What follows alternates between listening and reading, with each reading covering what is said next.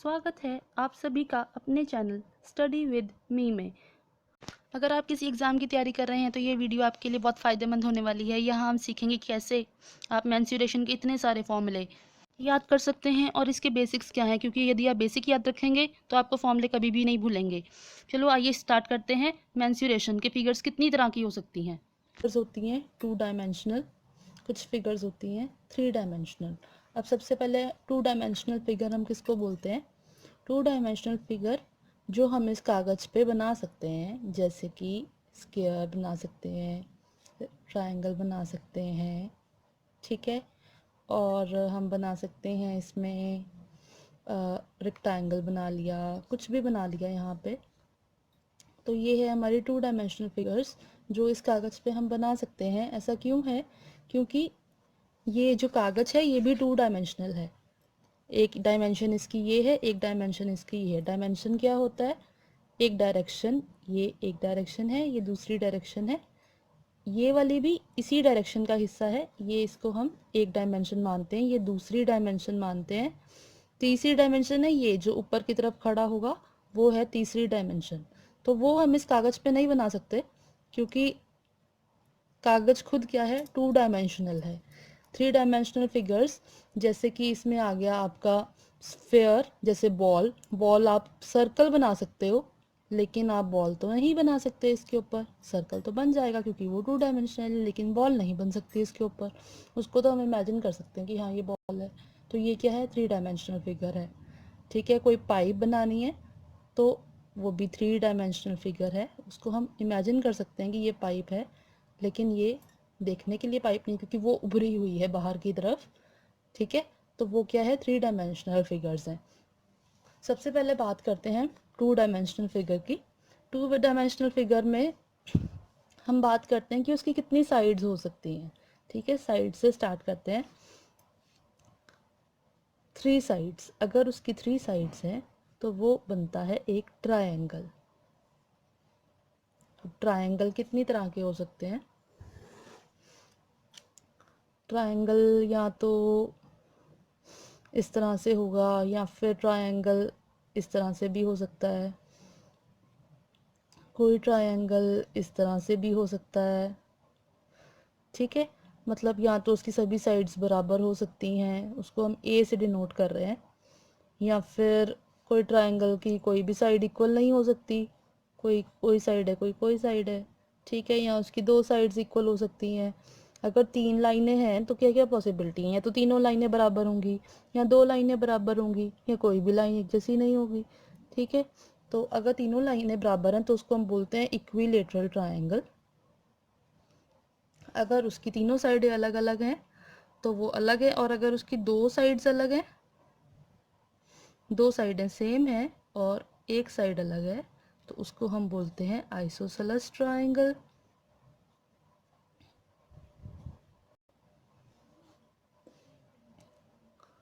और अगर इस तरह का ट्रायंगल है जिसमें एक एंगल जो है वो 90 डिग्री का है, तो उसको हम बोलते हैं राइट एंगल्ड ट्रायंगल। इसके अंदर हम इसको डिनोट करते हैं कि ये इसका हाइपोटेन्यूज है, इसको हम h से डिनोट करेंगे। h है ये इसका बेस है, और ये है इसकी लेंथ, हाइट या फिर लेंथ, ठीक है। जब राइट एंगल ट्रायंगल हम बनाते हैं तब हम उसको यहाँ पे लेंथ का नाम देते हैं इन जनरल, क्योंकि हमने h ऑलरेडी हाइपोटेन्यूज के लिए डिनोट कर दिया हुआ है। या फिर आप इसको कैपिटल H लिख लो और इसको स्मॉल h से डिनोट कर लो, ठीक है। चलिए डिटेल में समझते हैं थोड़ा सा इस चीज़ को। राइट एंगल्ड ट्रायंगल, एक एंगल जो है वो 90 डिग्री का है। ये हाइपोटेन्यूज मैं कैपिटल H से डिनोट कर रही हूँ, इसको B से डिनोट कर रही हूँ, इसको मैं H से डिनोट कर देती हूँ हाइट से, ठीक है।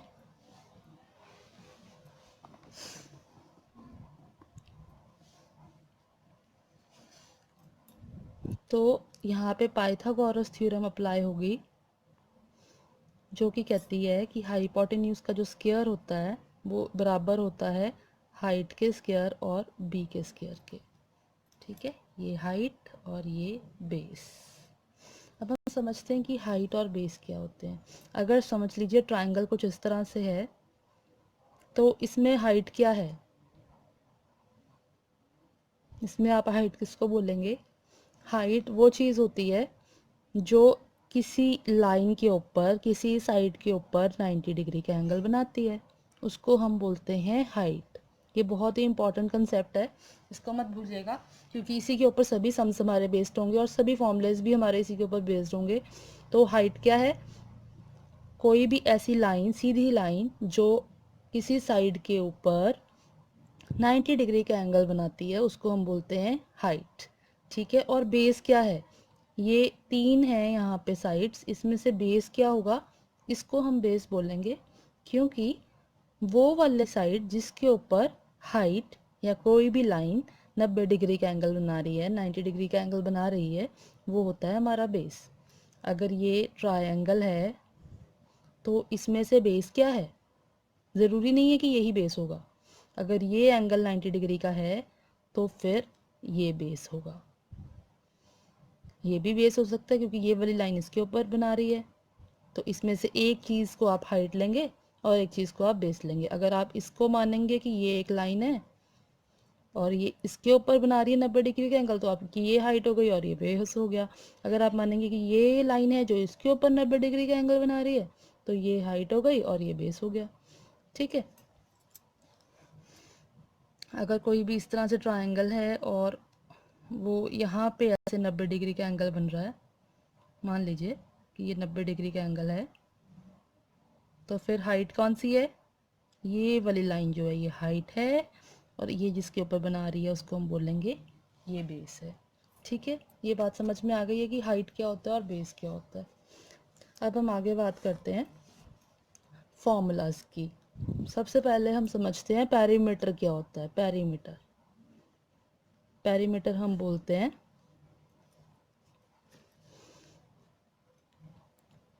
किसी भी ऐसी चीज़ को जिसका अगर हमने बॉर्डर मेजर करना है। बॉर्डर, पेरीमीटर क्या है? बॉर्डर है।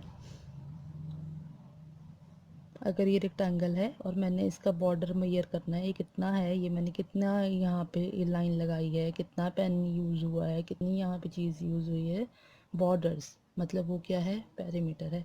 ट्रायंगल है तो ये इसका पेरीमीटर है। एरिया क्या होता है? एरिया जो भी इसके अंदर जो जगह है, जो ये टोटल जगह कवर कर रहा है, उसको हम बोलते हैं एरिया। ये क्या है? इसका सारा एरिया जो भी इसके अंदर यूज़ हो रहा है वो है एरिया। ठीक है, ये पूरी जगह क्या है? एरिया। जितना भी जगह इसने कवर की है उसको हम बोल लेंगे एरिया। तो सबसे ज़्यादा बात जो हम मेंसुरेशन में करते हैं वो इसी बारे में करते हैं कि पेरीमीटर निकालिए, एरिया निकालिए, पेरीमीटर निकालिए, एरिया निकालिए। ठीक है, चलिए अब आगे बढ़ते हैं। सबसे पहले हमने बात की है 3 साइड्स की, जिसके अंदर हमारा ट्रायंगल आता है। ट्रायंगल किसी भी तरह का हो सकता है। ठीक है, ये मैंने आपको बता दिया। अब हमने ट्रायंगल का पेरीमीटर कैसे निकालना है।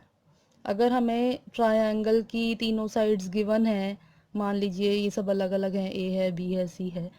अगर ये तीनों साइड्स हमें गिवन है तो हम ए प्लस बी प्लस सी करेंगे तो इसका पेरीमीटर निकल आएगा। ठीक है,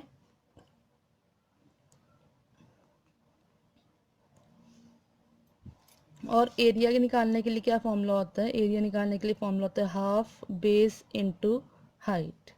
ये मैंने आपको बता दिया कि बेस क्या है और हाइट क्या है। ठीक है, और ट्रायंगल का एक फॉर्मूला आपको एरिया का याद रखना है कि वो क्या होता है? Half base into height. ठीक है, उसके अलावा भी ट्रायंगल के एरियाज के फॉर्मूले हैं। उसके अलावा एरिया का फॉर्मूला है ट्रायंगल का। ट्रायंगल को मैं इस तरह ट्रायंगल से डिनोट कर रही हूँ। उसका फॉर्मूला होता है under root of S, S minus A, S minus B, S minus C. ठीक है, तो एस क्या है? ए बी सी तो साइड्स हैं, मैंने बता दिया है। एस क्या है? S is equal to A plus B plus C divided by 2। तो इन तीनों साइड्स को ऐड करके 2 से जब डिवाइड कर देंगे तो जो आंसर आएगा उसको हम बोलेंगे एस, और उसको यहाँ पे पुट करेंगे तो एरिया निकल आएगा इसका ट्रायंगल का। अब मान लीजिए कि तीनों साइडें बराबर हैं, तो हम इसका एरिया निकाल सकते हैं, एरिया ऑफ इक्विलेटरल ट्रायंगल। ऐसे ट्रायंगल को क्या बोलते हैं? इक्विलेटरल। तो उसका एरिया क्या होगा? मान लीजिए तीनों साइडें बराबर हैं, तो एस क्या हो जाएगा? ए प्लस ए बाय 2, यानी कि 3a/2। ठीक है, तो यहाँ पे एस की वैल्यू डाल देते हैं 3a/2, यहाँ पे 3a/2 माइनस ए, यहाँ पे 3a/2 माइनस ए, यहाँ पे भी 3a/2 माइनस ए। ठीक है, तो ये आ गया 3a/2 रूट में, और ये हाफ ए और हाफ ए। ठीक है जी, यानी कि ये बन गया आपका, इसमें से 4a है और अंडर रूट है, तो फिर a का स्क्वायर बाहर आ जाएगा।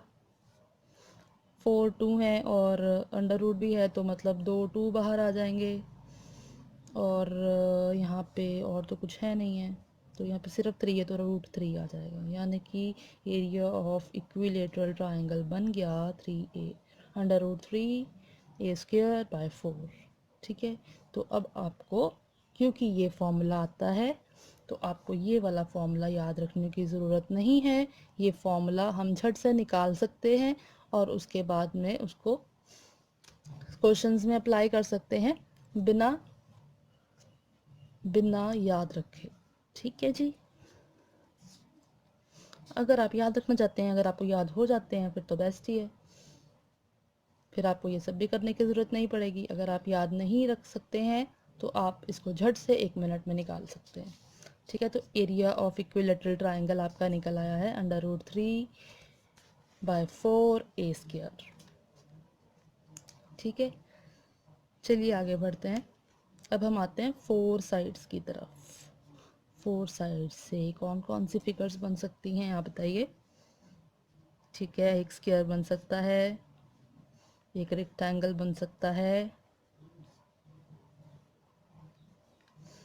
एक स्क्वायर जैसा ही होता है एक रोम्बस बन सकता है, रेक्टेंगल जैसा ही होता है एक पैरेललोग्राम, वो बन सकता है, और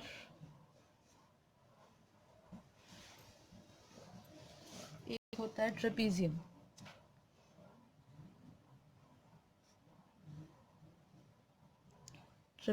बन सकता है।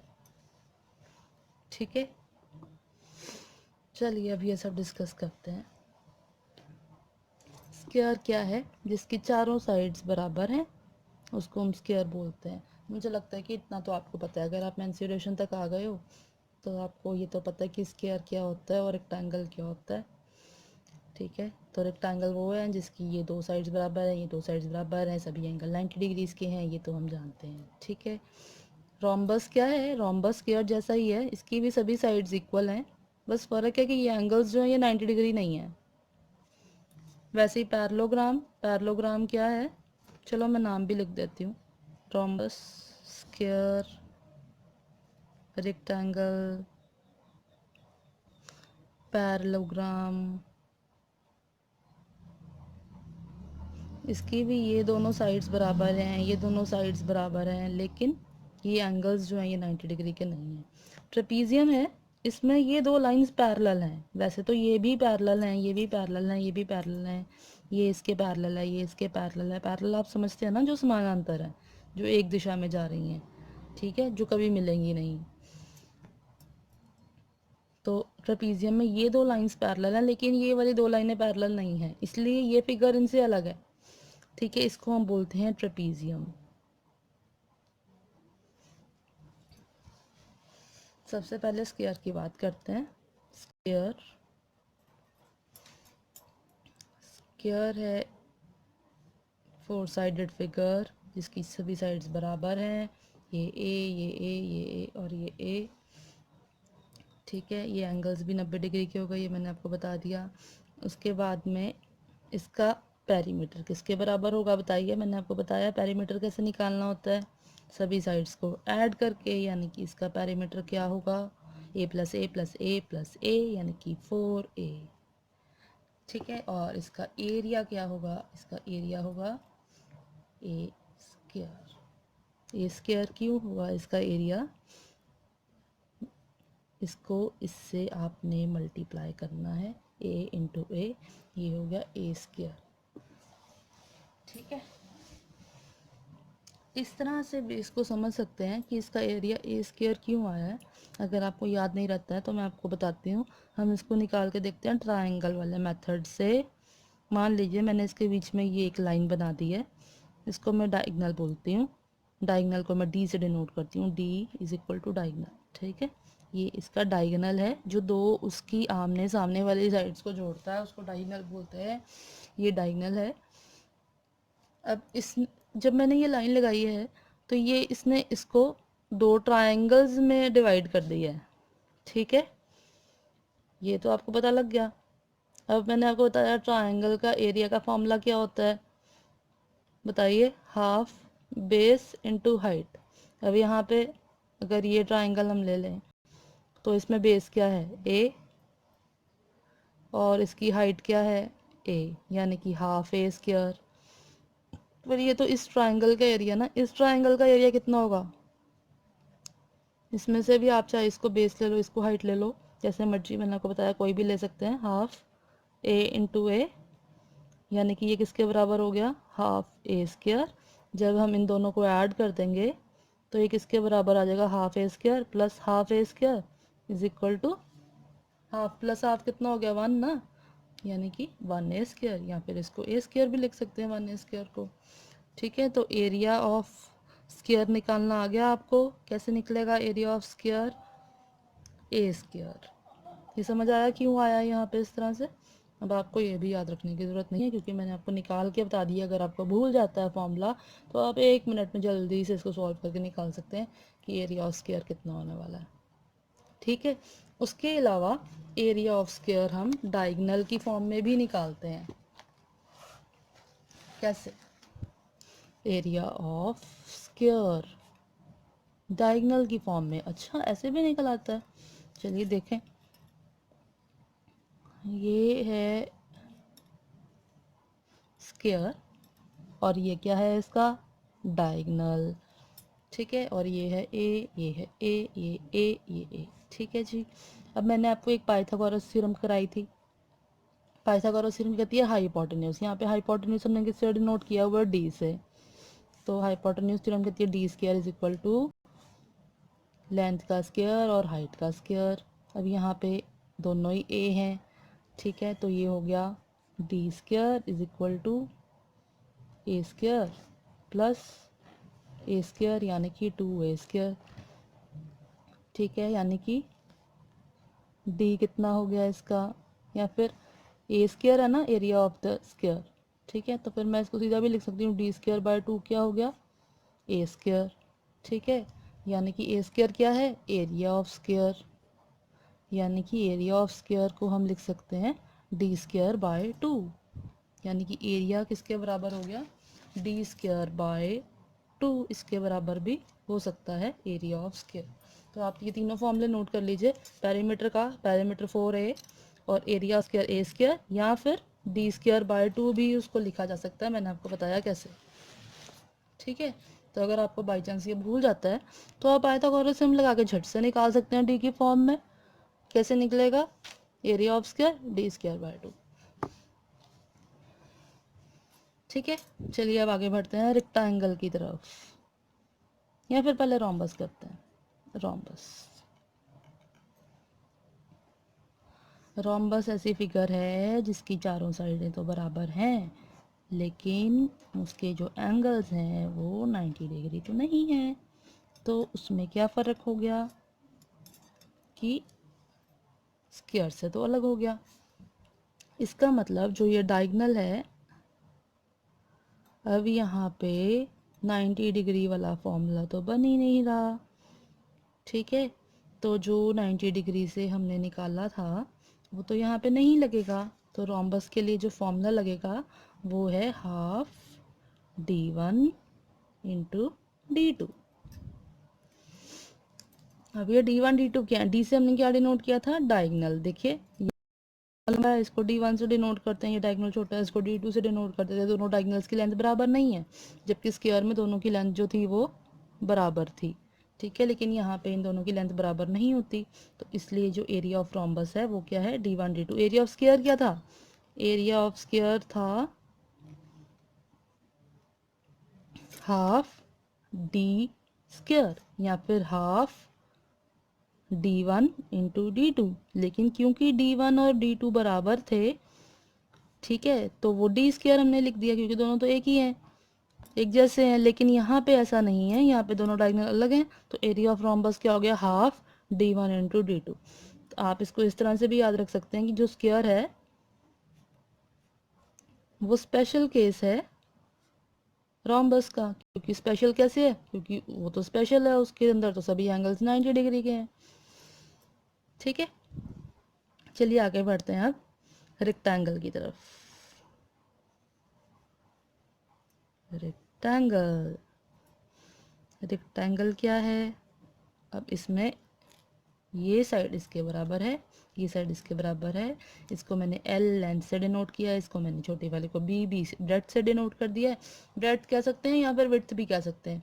कई जगह पे आप पढ़ेंगे ब्रेड्थ लिखा होगा, कई जगह पे आप पढ़ेंगे विड्थ लिखा होगा। दोनों एक ही चीज़ें होती हैं, कंफ्यूज नहीं होना।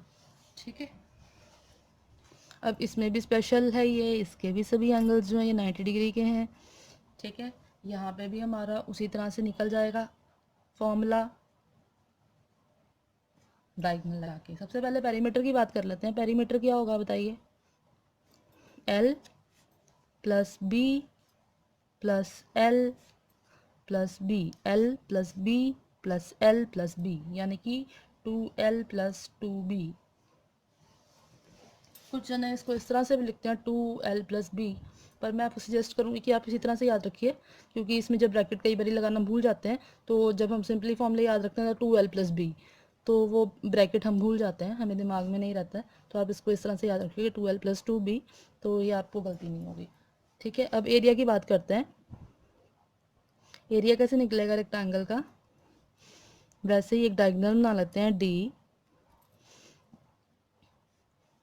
वही वाला फॉर्मूला लगा लेते हैं, half base into height. Half base क्या है, एल है यहाँ पे, हाइट क्या है, बी है, या फिर उल्टा भी ले सकते हैं, ये बेस है ये हाइट है। और इधर वाले ट्राइंगल का एरिया क्या होगा, हाफ बेस इनटू हाइट। ठीक है, तो half half half L B, और हाफ एल बी कितना हो गया, 1 LB, यानी कि L into B. Area of rectangle कितना हो गया। चलिए आगे बढ़ते हैं पैरेललोग्राम पे। जो पैरेललोग्राम है वो भी रेक्टेंगल की तरह ही है, बस उसमें क्या डिफरेंस है कि जो एंगल्स हैं वो 90 डिग्री के नहीं हैं, बाकी ये दोनों सेम है और इन दोनों की लेंथ सेम है, ये दोनों आपस में सेम है, ये दोनों की लेंथ सेम है। ठीक है, अब इसका एरिया निकालना है। सभी एरिया हम कैसे निकाल रहे हैं, एरिया ऑफ पैरेललोग्राम कैसे निकलेगा बताइए। पैरेललोग्राम को मैंने ऐसे पैरेलल लाइंस और ग्राम से डिनोट किया है, कैसे निकलेगा। सभी फिगर्स का हम कैसे निकाल रहे हैं, ट्रायंगल की हेल्प से निकाल रहे हैं ना। तो मान लीजिए यहाँ पे एक डायगोनल बना लेते हैं, तो एक ट्रायंगल ये हो गया, एक ट्रायंगल ये हो गया। तो इस ट्रायंगल का एरिया क्या हो गया, हाफ बेस इनटू हाइट, और दूसरे वाले को भी ऐड कर लो प्लस, इसका area half base into height. लेकिन यहाँ पे हाइट कहाँ है, हाइट ये जो डिस्टेंस है दोनों लाइनों के बीच में, इसको हम हाइट कह रहे हैं, क्योंकि ये दोनों के बीच में क्या है, सेम है, दोनों लाइंस पैरेलल हैं। पैरेलल लाइंस के बीच में जो डिस्टेंस होगा वो सेम ही होगा, तभी तो कभी मिलेंगी नहीं। ठीक है ना, यानी कि दोनों half half, half base into height, half B into H, half B into H, add कर देंगे तो कितना बन जाएगा, बी इंटू एच। मतलब एरिया ऑफ पैरेललोग्राम क्या है, बेस इंटू हाइट। इसका भी, ये दोनों लेंथ सेम है ना, इसको बेस मान लिया। ठीक है, और ये क्या है, हाइट है। तो इस ट्राइंगल का क्या एरिया हो गया, हाफ बेस इंटू हाइट। मान लीजिए कि ये बी है, ये भी बी है, तो इसका भी क्या एरिया हो जाएगा, हाफ बेस इंटू हाइट। और ट्रेपीजियम, ट्रेपीजियम भी इसी की तरह ही है, सेम।